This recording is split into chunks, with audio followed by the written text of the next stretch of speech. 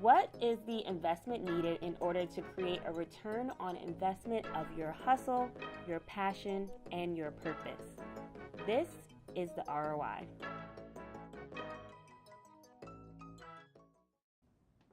Hello and welcome to the ROI, the show where I sit down with creatives and innovators to get their insight on how to generate a return on your hustle, your passion, and your ambition. I'm your host, Rhonesha Byng. On this episode, I'm sitting down with Franz, Bowen, and Travis Weeks, co-founders of Driven Society. All right, Franz, Travis, thank you for sitting down with us. So excited to have you.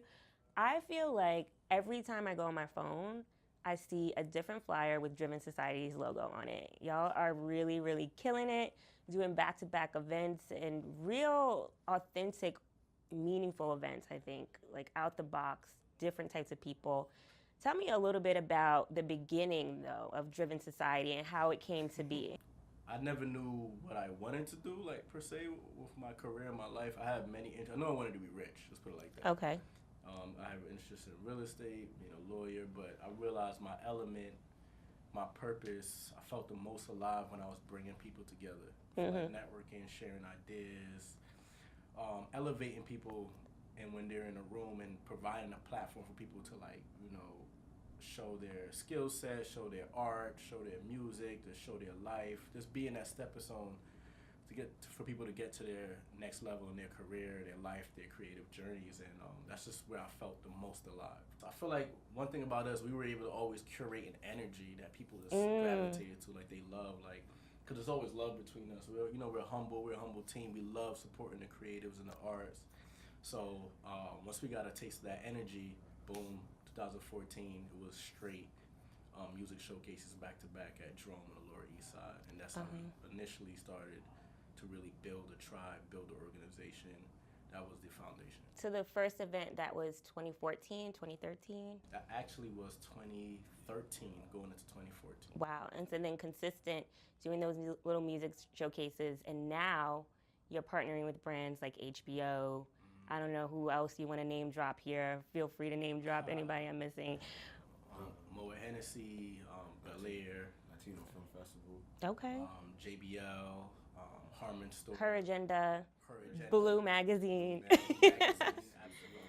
But when you collaborate with a big brand like HBO, I can imagine they have their own objectives and things and vision for how they want it to be executed. But you talked about that energy that y'all have at your event. So how do you stay true to your creative vision and your authentic brand while collaborating with a bigger corporation like HBO? Absolutely. I'll say what it really is that since we've so grassroots, we're touched into all the creatives that came up with us. So we know the graphic designers, the musicians, the artists, the DJs, the event curators. Franz has extensive resume in producing a lot of art shows, working with a lot of the visual artists.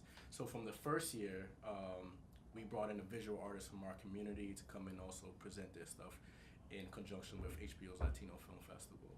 And that's one tidbit of how we do it. This year, we've gotten so many graphic artists, visual artists paid. We make sure that we always reach back into our database of creatives from our community to give it that touch. So even if you come to a really bigger established event, you're going to see the same people. The same people are going to work on it. You're going to see Franz there. You're going to see JB there. You're going to see Natalia there. The graphic art is going to work by somebody who's known us for years, you know what I mean? So we always try to make sure we plug into communities so they also get that look. They also get that opportunity to work for a bigger brand. Not only do they get paid from it, but they also get to enhance their portfolio. Yes. Absolutely. Cheers to paying people. So I also noticed, obviously, because I was a guest, that y'all have a podcast, Driven Minds Podcast, which is dope. And y'all started that 2 years ago, sort of at the cusp when podcasts were really picking up momentum, and you were very consistent with it. So what's the next phase for that podcast, and how has it evolved since you first started it 2 years ago? In terms of like evolution, it's definitely helped our profile, but aside from that, our relationships. We got to meet and speak with and still in the process of learning to speak, but it's a really dynamic individual. And it's always great to be able to be in a space where you can have access to individuals that you would like to potentially work with, and to have stimulating intellectual conversations with them about getting to the next level. And there's something about being able to empower your peers, because a lot of the deals we've gotten have come from people in our peers who at one point were an intern. 5 years later, Decision. they running shit. I'm sorry, can you curse on that? It's fine. They're running things. Yeah, so we wanna keep going that. We wanna keep doing that. Staying Yeah. But there's some people who have made the multi-million dollars that still didn't lose that passion and that energy. And I think one of those people is someone that actually you guys featured at an event, Damon Dash. I'm low-key obsessed with him. I want him to be my mentor, but I can't track him down. But y'all tracked him down. So I wanted to get, insight from you all.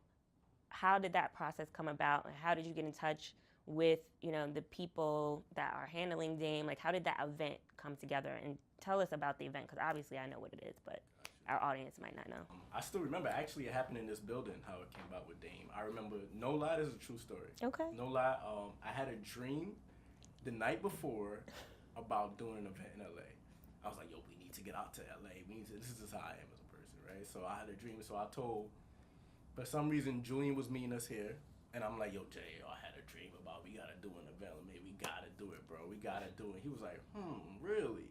He was like, no, I was just talking to Dame. I'm like, really? So I'm like, let's make it happen. Let's make the call right now. Let's see what happens. Let's see what comes of it. He makes the call. We got in touch with Dame's PR people, have a really healthy conversation about potentially doing something in LA, boom, boom, like highlighting, just giving him the platform.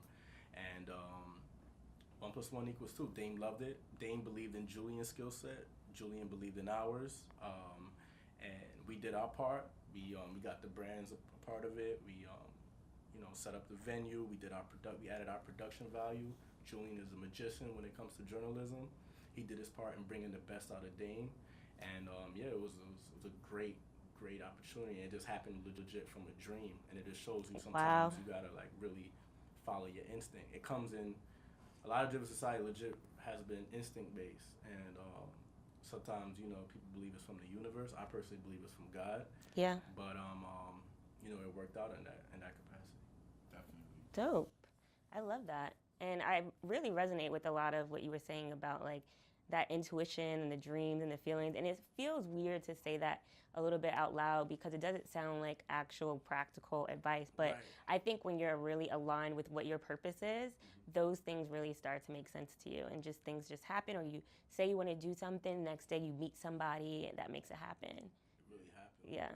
Yeah. So I want to shift now to a segment that we have called From Inspiration to Invoice. And so a lot of people, when you talk about entrepreneurship and hustling, like they like to talk about the grind and the hustle and being ambitious and all that. That's cute, but you have to make money.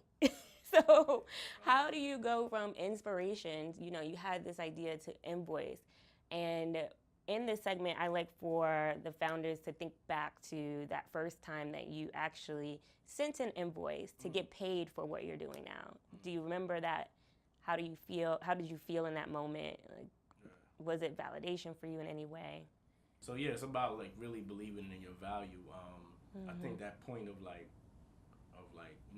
getting over the fear of, it was a process of getting over the fear of like what to charge. Yeah. How much to charge? Like I don't want to feel like I'm feeling myself. Also, how did you work through that? Did you?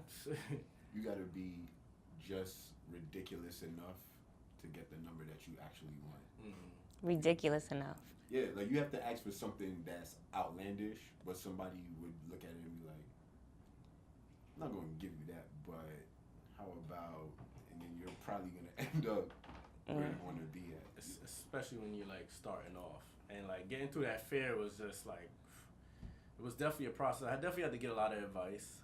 I had to learn how to negotiate, have certain conversations. Like I remember one of the founders of Kinfo, he gave me great advice, like, how he used to do when it comes to sales, how looking, his client directly in the eyes and charging them a rate that was probably a little bit more outlandish than everybody else's, but because they wanted to know what made them so special, you know what I mean? Also, it had to come to a point of like just self belief. Like our product is that dope. Our product is that good. We're worth this much, and really seeing the value in ourselves. Because a lot of what our product is the community.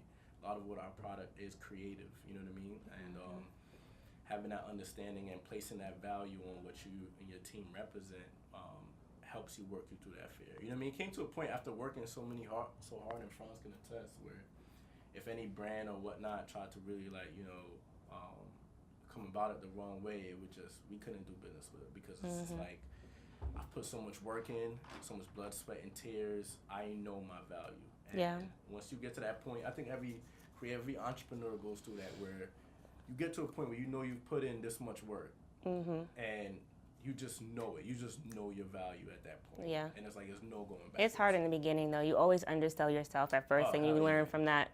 In future invoices, you got to recoup it. It's like, I'm going to double charge you because I need to get my money back from the beginning. Exactly. So I want to just shift over to the future and what's next for Driven Society. Where do you see yourself in the next 5 years?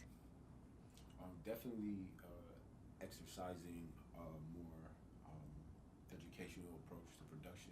Like, what's trending now is that there's a lot of conversations that have been happening in terms of becoming an entrepreneur and what it takes to be an entrepreneur style. But we found that people really want to learn the practical applications of the motivation. Like, a lot of people are selling motivation, but the how-to, like the wherewithal, isn't really there. So we'll be definitely moving into more of that direction, and also expanding on our partnerships as well. Absolutely. Okay.